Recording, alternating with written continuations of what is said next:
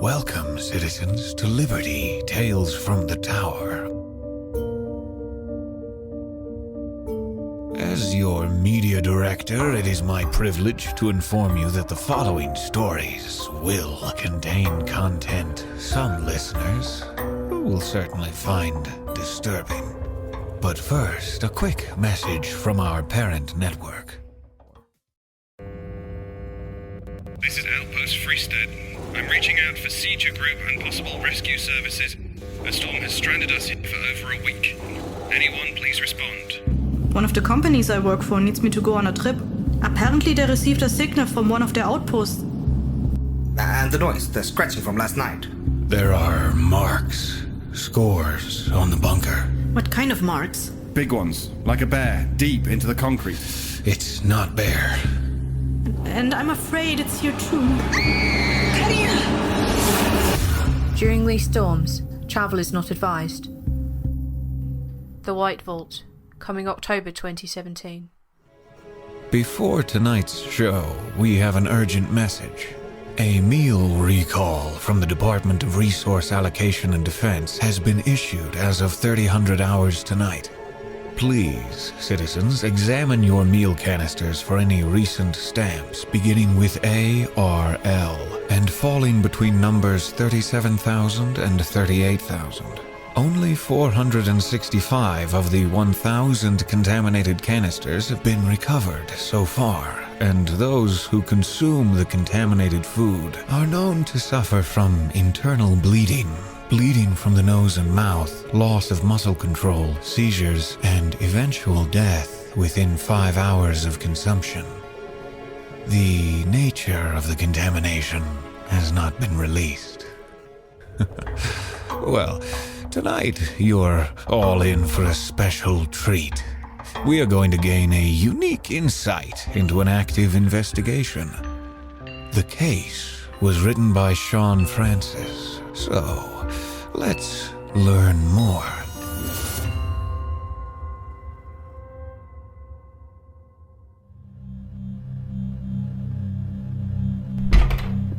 If you could just have a seat right here. Here? Yes, that's perfect. Thank you for agreeing to come in and speak with us. I can assure you that you're doing your fellow citizens quite a service. Oh, it's really no trouble. Happy to help however I can. Could you please state your name and occupation for the record? Oh, of course. My name is Akila Whalen. I'm with the Management Division of RAD. That's the Department of Resource Allocation and Defense, yes. I am an auditor. I make sure that the meal is being properly allocated to the citizenry and projects. And I, for the record, am Lieutenant Chaudhary of the Civil Defense Force, here with my colleague, Officer McAllister. We have brought Citizen Whalen here as a part of our investigation into case number 1-263, the incident that occurred several days ago that you witnessed. Oh, of course. I know we have spoken in some detail about what you saw prior to now, but it is important that the information is preserved orally. That adds to 8. Now then, go ahead and start from the beginning. Tell us about what happened leading up to the incident. Officer McAllister and myself may need to ask follow-up questions, but otherwise, please continue until we tell you to stop. Understood? Yes, I will begin then. I witnessed the incident as I was on my way to the RAD center where I am stationed. I commute there every morning. I would actually be there now if I were done doing this. I'm sure your colleagues there will miss you. Miss me? Well, I have come to understand that you are quite a hard worker. It must be difficult for them to compensate for your absence. Oh, yes, of course. At any rate, I usually get there via Skyrail, but I had woken up a little earlier than I intended that morning, and since I had some extra time, I just decided to walk. Did your waking up early have anything to do with the incident? Did you perhaps hear something that caused you to wake up? No, just a nightmare. I see. My walk took me from District 6, where my apartment is, to District 7, where I assist with the RAD's mission. I have made the trip several times on foot before, but nothing has ever happened to cause alarm. Both are very safe districts. We here at the CDF like to think that every district in Atreus is safe. Of course, I mean, sometimes my work takes me to the outer districts, and, well, the separatists right outside. We understand, Citizen Whalen. Please continue. So, I was just about to make the transition between districts when I heard some kind of faint noise. Could you describe in more detail what you heard? Someone was yelling something. I had difficulty understanding what they were saying. Was there anything about the yelling to suggest whether it was the victim or the aggressor? I thought they sounded frightened. I guess that would mean that it was the victim. In hindsight, I recognized that I ought to have contacted the CDF right then, or at least a local agent from the community order, but I was very concerned about the person's well-being at the time and started towards the source of the commotion without really thinking. Adrenaline can often motivate us to do things that are, perhaps, against our better judgment. Please, continue. As I continued to approach, it became clear to me that the person in distress was a man, and he wasn't calling for help, as I had assumed. He was begging. What was he begging for? What did he say? Well, when I got close enough to hear, it sounded like he was saying something like, "Please stop. I swear I won't say anything." I won't say anything. What about? I'm not sure. A lot of the rest of it was just screaming. Screaming? Yes. Even before I was able to see him, I could tell he was being tortured, but I was not yet sure by whom.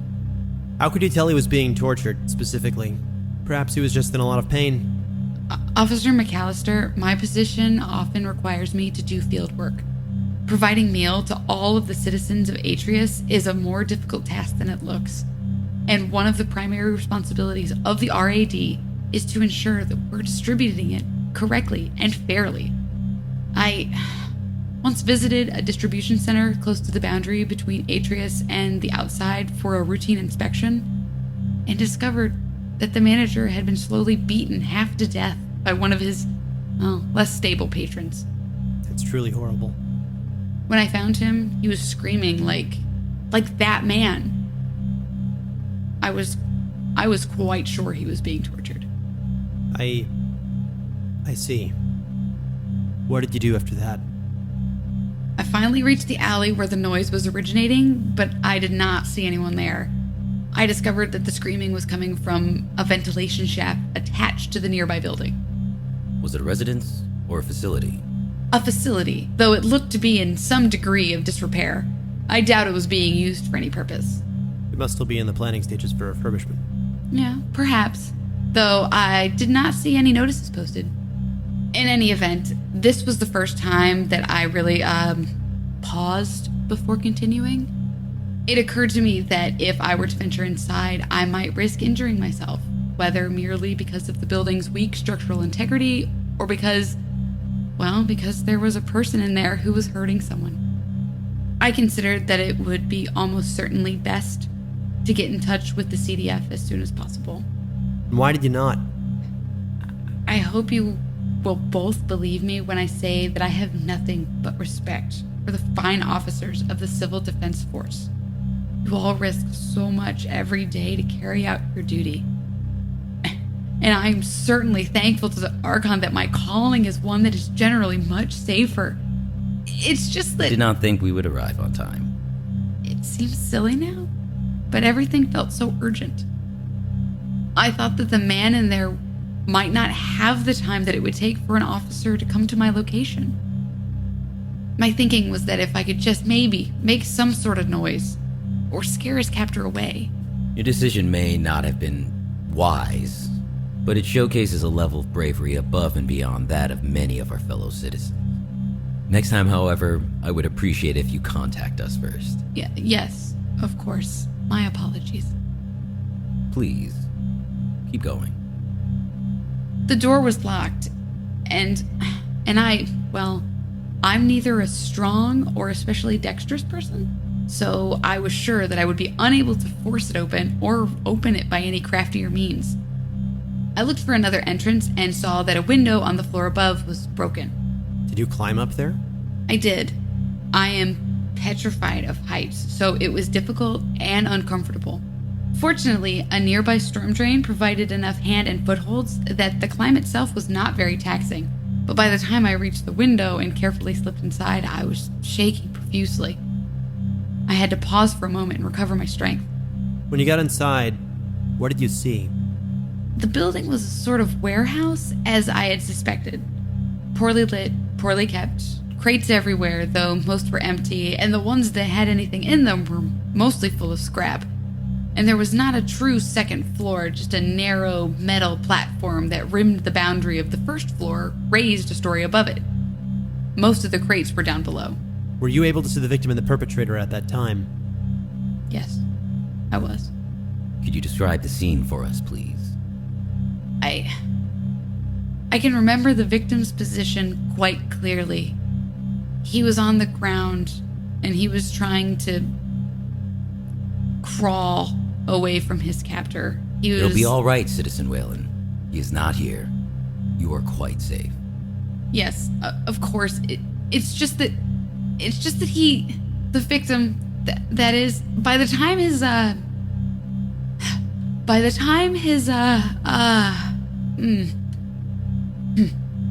his torso had become detached from his lower half, from the waist down. By the Argon. There's so much blood. I'm sure that it cannot be right, but it just seemed like it was everywhere, all over the first floor, all over the walls, flooding the crates, dripping from the ceiling. I must be misremembering. There was, in fact, a great deal of blood at the scene, Citizen, but I think your imagination might be adding it in places where it was not. I see. All the same, your testimony thus far has been very helpful to our case. I would like to encourage you to continue, if you feel you can continue. Right, okay. So, he was crawling away using just his hands. The last desperate act of a man who may as well be already dead. Even if I had managed to get the torturer's attention, I doubt he would have survived for more than a few moments longer. And were you able to see his captor, Citizen? What did he look like? Well, yes. Go on then. Describe him to us. In previous conversations with you, Officer Chaudhary, I have told you that I was unable to get a clear look at the man. I am afraid to admit now that I was not being honest with you. Citizen Whalen, it is very important that you give the CDF all the information you have during depositions like this. You could have set our investigation back days because you withheld That is enough, officer. But I'm sure Citizen Whalen had reason for neglecting to give us this information. Should we not hear it before we rush to judgment? Please, continue. Why did you not tell us this before now? Well, I did not think you would believe me. And why is that? I suppose it could be like the blood. Perhaps I was seeing things that were not there. Maybe my mind was playing tricks on me, due to trauma. But...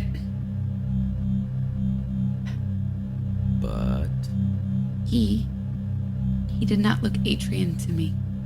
Do you mean to say that he looked like a separatist, or... No. He...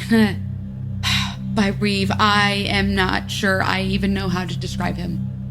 Try. Well, I suppose that his legs seemed normal. Or what I could see of them anyway, he was wearing pants. But his arms, they weren't normal at all. My arms, your arms, they have joints. They bend in certain places, not at others. We have fingers, separate fingers. I can assure you, Citizen Whalen, that I am quite well versed in it. Didn't have those. They were long, flexible, and slimy. They looked like fleshy ropes curling and uncurling, writhing around. And his head. What about his head? It was hairless. Totally hairless. Not just the top of his head, but his eyebrows, his eyelashes. Gone. His eyes were sunken in. But even from the second story, I could tell that they were wholly black, even along the outside. His mouth. Mouths are not supposed to open that widely, or even have that many teeth inside. Sharp teeth. His tongue was hanging out of it so long I could see it resting on his chest. Citizen Whalen, what you are describing is clearly impossible. He moved towards the victim and just let his jaw hang low, as though it were a shovel in some sort of machine. And then He ate the man's legs. He scooped them up into his mouth with that hideous tongue and just started chewing on them, crunching straight through the bone as the person he'd been tormenting finally expired in front of him, having lived just long enough to watch. Citizen Whalen. I know. There must be something wrong with me. Maybe I'm sick, traumatized. Maybe I need help or something, but that's how I remember it. I believe you. What? I just have one more question for you. Then I think we can wrap things up. Detective Chaudhary, you cannot possibly be serious. Man, the victim. Did you at any point make eye contact with him? Yes. I did, right before he died. How did you... His expression. What did he look like?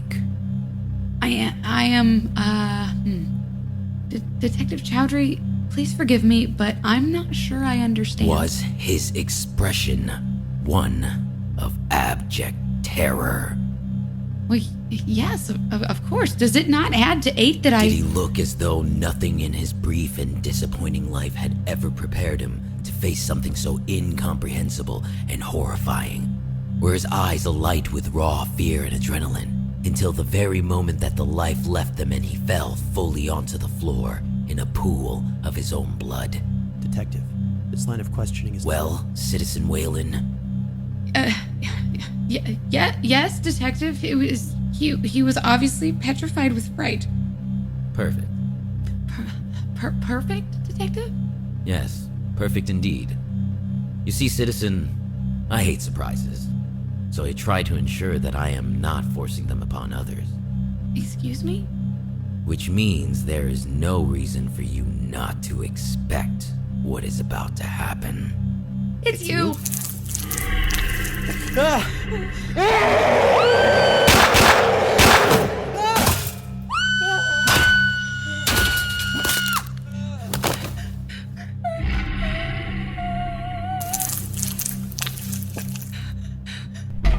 Thank the Archon you're here. Our witness implicated that bastard, McAllister.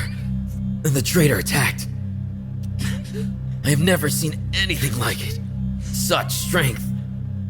I was only just able to stop it, but it seems in my haste to protect Citizen Whalen, I must have killed McAllister. Chaudhary. There. No need to thank me, Citizen. Just doing my job.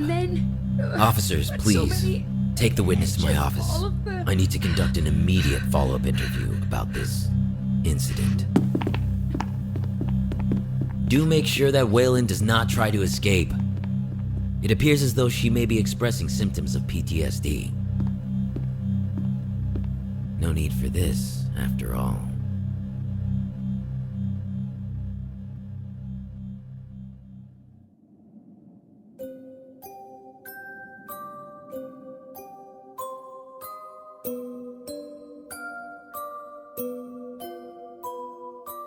Thank you for listening to the Liberty Podcast, Tales from the Tower. The Case was written by Sean Francis, produced by Travis Vengroff, and mixed by Brandon Strader. The Case was read for us by Abbey Kindler, Daniel Demerin, and Travis Vengroff. If you have enjoyed listening to this episode, please consider supporting us on Patreon or by liking and reviewing our show on iTunes. This broadcast is a product of Fool and Scholar Productions. This production is copyrighted 2017 by John Dossinger Publishing, and Liberty is a trademark of Travis Vengroff. Thank you for listening, and may the Archon watch over you.